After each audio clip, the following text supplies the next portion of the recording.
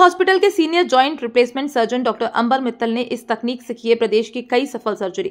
चिकित्सा क्षेत्र में तकनीकी नवाचारों के साथ आधुनिक सर्जिकल तकनीक से मरीजों के उपचार को और भी सटीक, सरल और प्रभावी बना रही है। इस दिशा में एक महत्वपूर्ण कदम उठाते हुए इंदौर स्थित एप्पल हॉस्पिटल द्वारा मध्य भारत में पहली बार घुटना प्रत्यारोपण के लिए AI और AR जैसी अत्याधुनिक तकनीक लेकर आया है।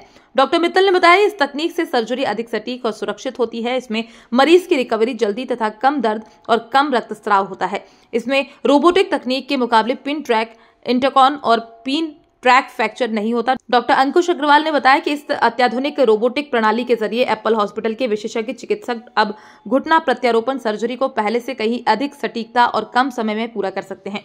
पारंपरिक तकनीकों की तुलना में पिक्सी मशीन न केवल सर्जरी को सुरक्षित बनाती है, बल्कि मरीजों को कम दर्द, तेजी से रिकवरी और कम जटिलताओं का लाभ भी देती है।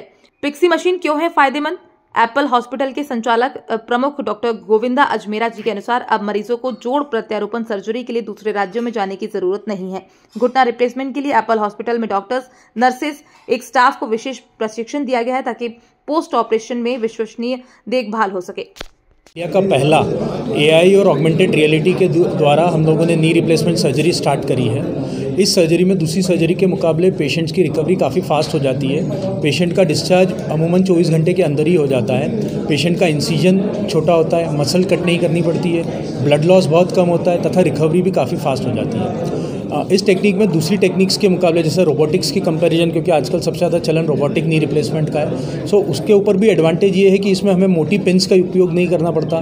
कई बार क्या होता है, मोटी पिन्स का उपयोग करने से उस पिन ट्रैक में इन्फेक्शन हो जाता है या कई बार उस पिन ट्रैक से फ्रैक्चर हो जाता है। तो इस टेक्नोलॉजी में पिन ट्रैक इन्फेक्शन और पिन ट्रैक फ्रैक्चर जैसी भी कोई रिस्क नहीं है। तो ये सेंट्रल इंडिया में फर्स्ट टाइम अभी हमने शुरू करा है और अभी हमने सक्सेसफुली 50 केसेस कंप्लीट कर चुके हैं एप्पल हॉस्पिटल में।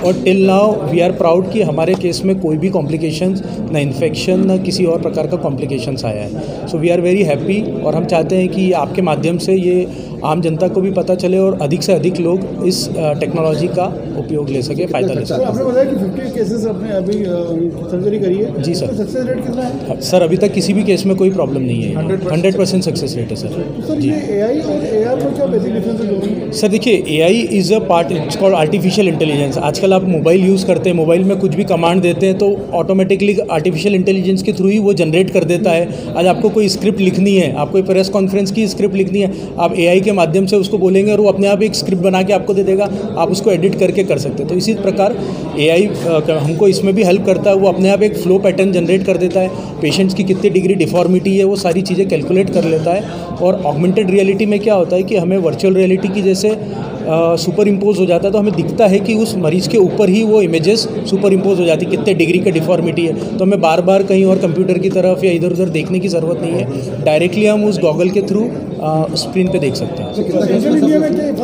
सेंट्रल इंडिया में ये पहली बार यूज़ हुई है। पूरे ऑल ओवर इंडिया अभी तक 15 ही सेंटर्स है जहाँ ये टेक्निक हुई है और इंदौर में एप्पल हॉस्पिटल जो फर्स्ट सेंटर है, जो मध्य भारत का पहला सेंटर है।